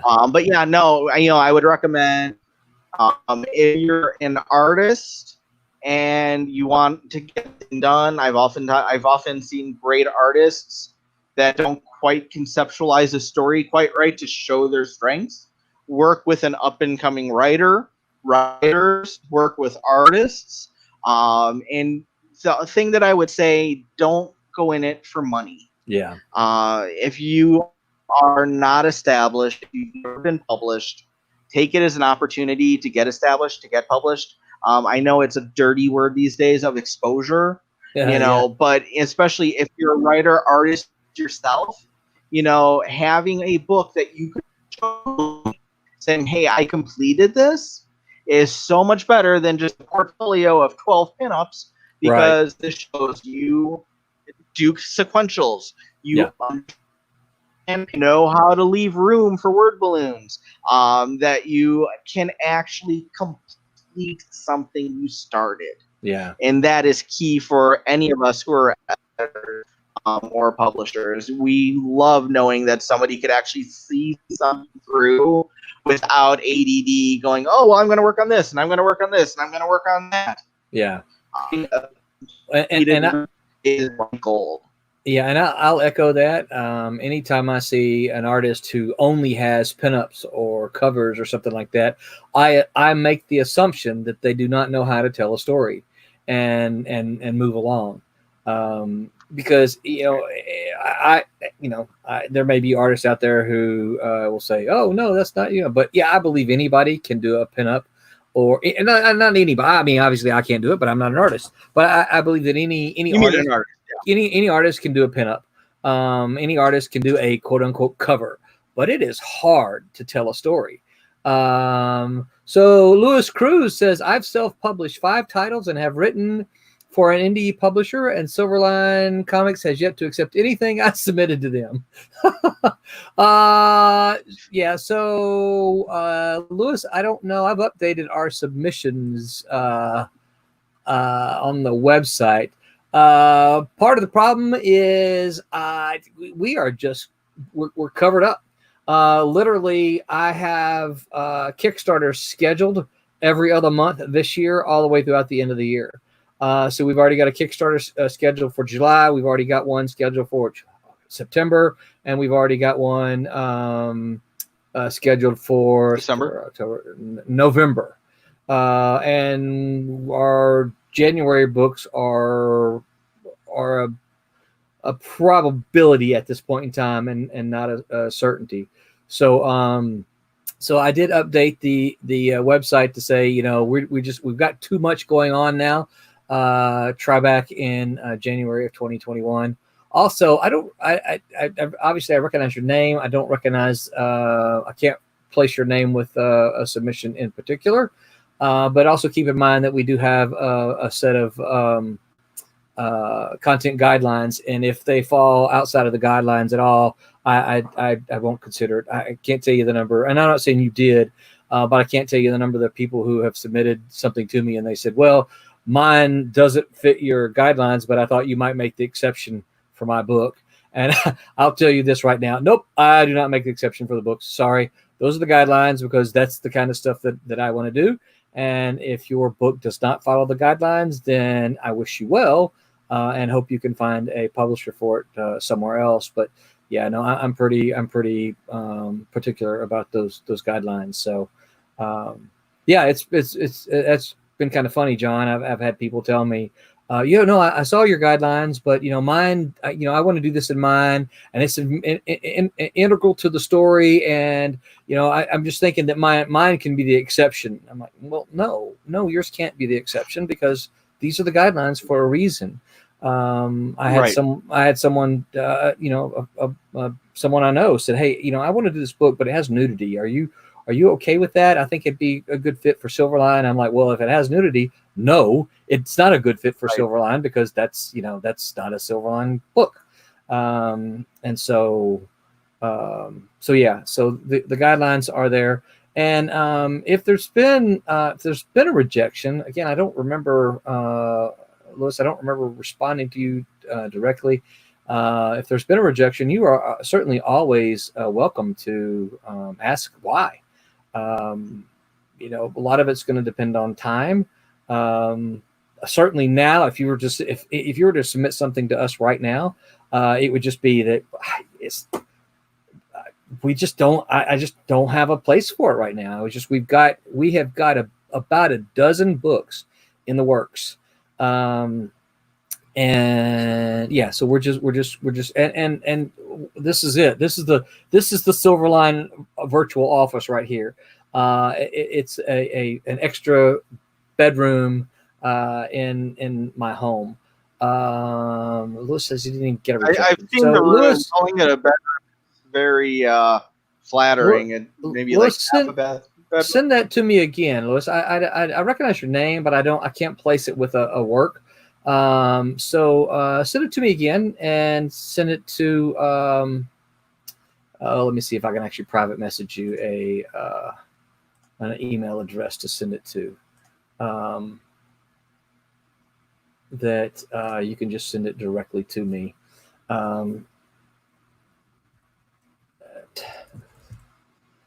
Which, I mean, it's not a secret. You can just send it to editor@silverlinecomics.com. Editor@silverline. Did I spell that right? Comics.com.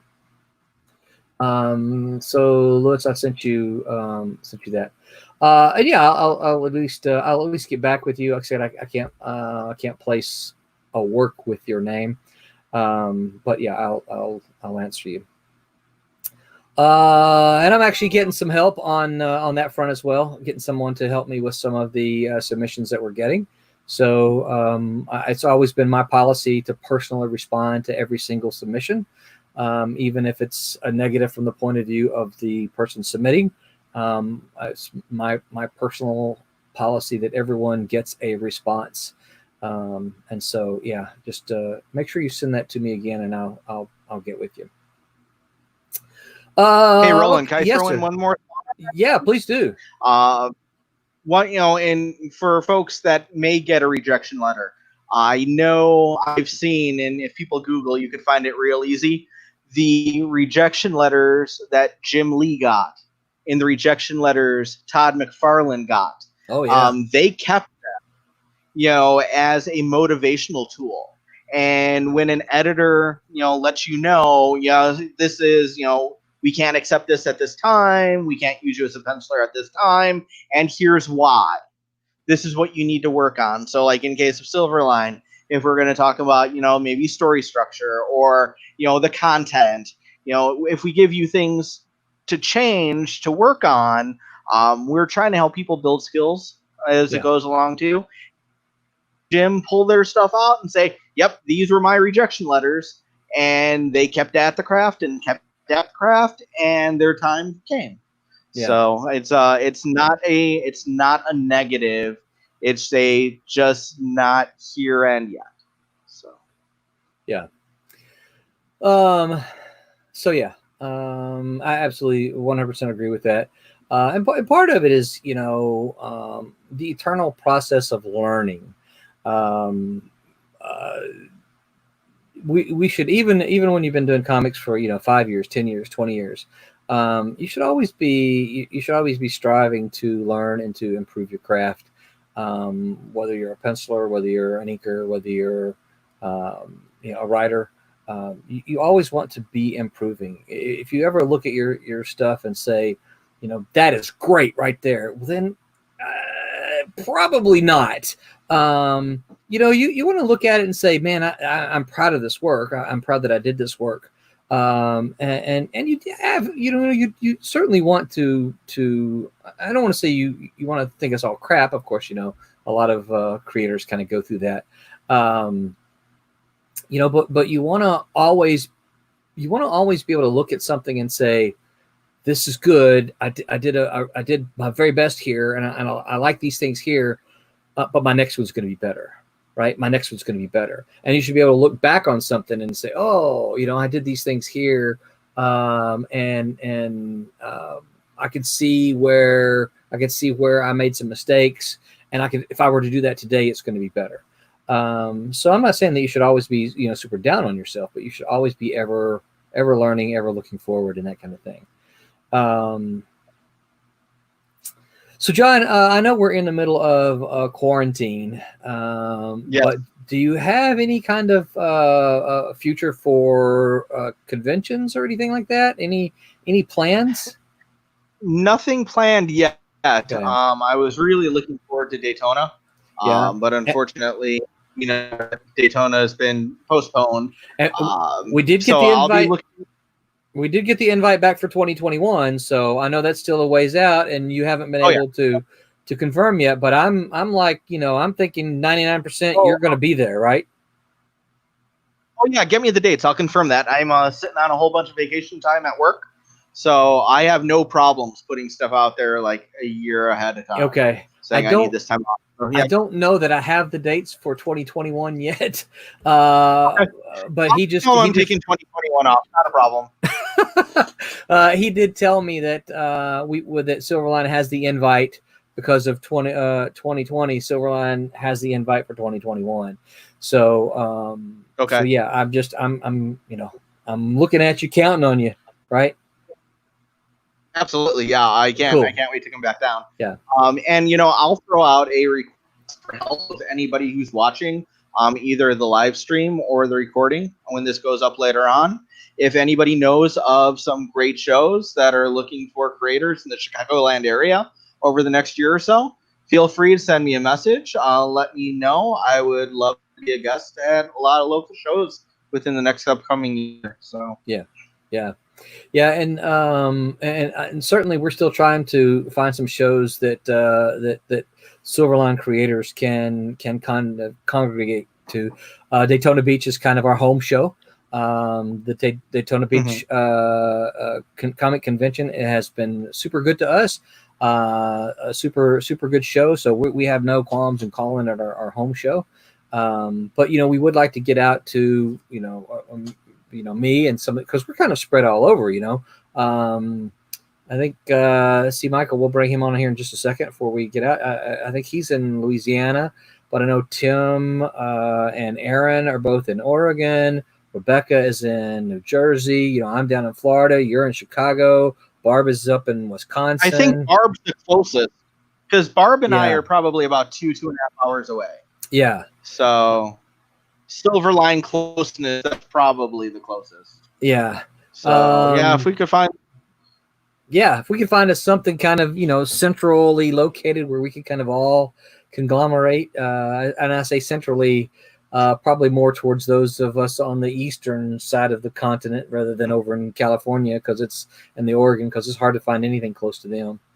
Well, John, we've been running periodically little things at the bottom here for you, for the SIlverline merch store, for SIlverline, and for C. Michael Lanning. So we got your Facebook page. Are there any other places online that people can find you?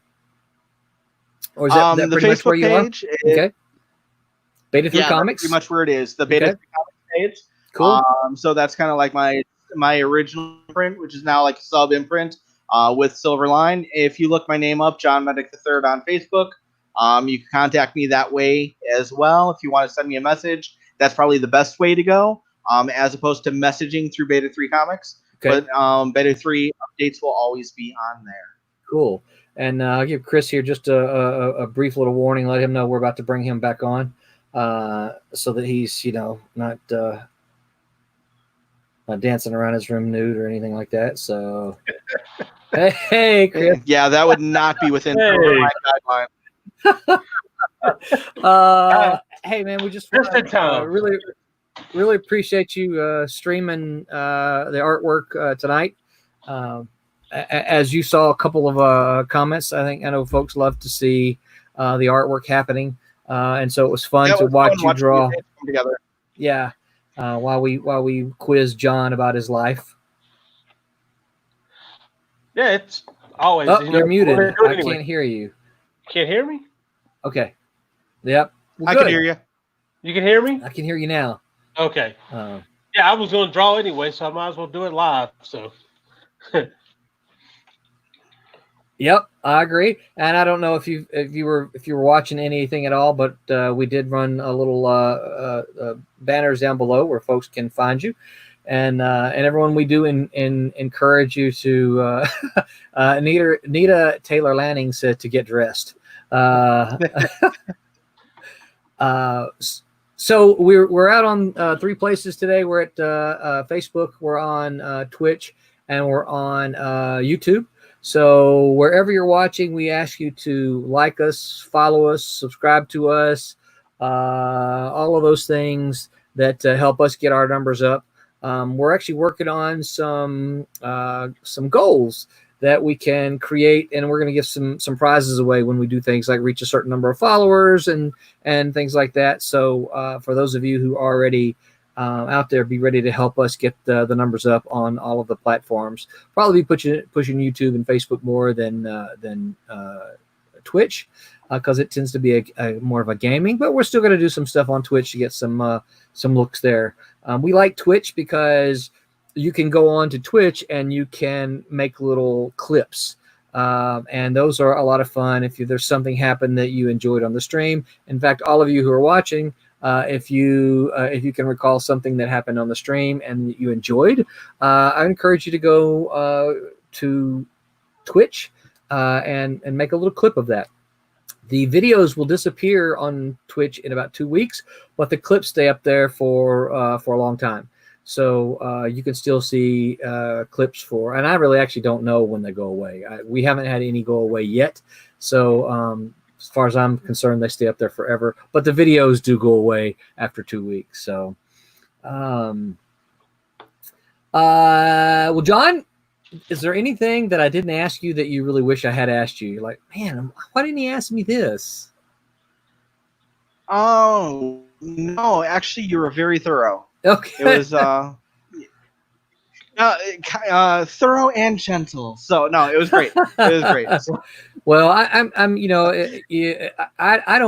not one of these who minds, and I should have asked you beforehand, but I tiptoed a little bit around John Jr. I'm not, because I know some people are like, oh, I don't want to talk about my kids online or whatever. I'm pretty well transparent. Well, and that's kind of me. I don't mind, talking about either of mine. Of course, mine are a little bit older, but I don't mind talking about them. But so I was glad to see you talk about that, because as I mentioned earlier, I think family is important for us. Certainly as creators, our family can energize us, rejuvenate us, encourage us. And I think, my idea of Silverline certainly is that of a family. So yeah, I was glad to see you talk about John Jr. and certainly Amy and what they bring to you as a creator. Just got some hearts. It must be Amy. Yeah, and going back to our talk earlier too, if I could say it one more time, the amount of love and support my parents have always given me, that taught me how to give love and support, to my own. If I could throw one quick story out, of course, real quick, promise. Going back to education, and you had asked how education kind of factors into my writing. Mm-hmm. I actually had an opportunity. It would have required me to drop out of college for a little while, or to go night classes. So Wizard magazine, huge magazine, right? Industry changing. Right. Do you remember Hero Illustrated? Sure, I remember Hero Illustrated. Hero Illustrated was done by Sendai Publishing, which was housed in Lombard, Illinois. Pretty much kitty corner from I was working at in the comic book store. Right. So they were trying to tap local talent. I think I was a sophomore in college at that point. They offered me the assistant editor job before the book even launched. Wow. And I'm all excited. I'm like, holy cow, assistant editor. And I go home and mom and dad are like, well, what are the hours? And I'm like, well, I can go late at night. And they're like, no. So no assistant editor on Hero Illustrated. But to have that opportunity, that was, and that also does tie back to your other question about if they thought that my writing was good enough and my background knowledge in the industry was good enough, that also did okay, one of these days I can do something with this. Yeah. So yeah. We got some hellos from Twitter here. How do you be confident? Is the question. I must have missed that a little bit earlier. I'm not sure what it means. How do you be confident? Please answer. I'm not sure exactly what that means. Do you mean if you're still around? That's as Ewitzmay. Can you please clarify what you mean? How do you be confident in what the pitch? And then got Ronnie says hi Ronnie. Marvin the Turtle says hey squad. Can I be on this call? We're actually drawn to an end, Marvin. So sorry. How do I? Oh yeah, okay, never mind. This is sorry. I'm not going to read those. They're we're being spammed apparently. Yeah, I thought it was serious, but I'm not going to read the question. So, okay, that the troll got me there, caught me by surprise, and now I've got to figure out how to go delete all these messages from Twitch, which I don't know how to do, but I'll figure it out. Okay, so what else, John? Anything else to add? Actually, just want to thank everybody who took time tonight to come and watch the stream, learn a little bit about me, hear me rattle on and on, probably more than you wanted to on some things.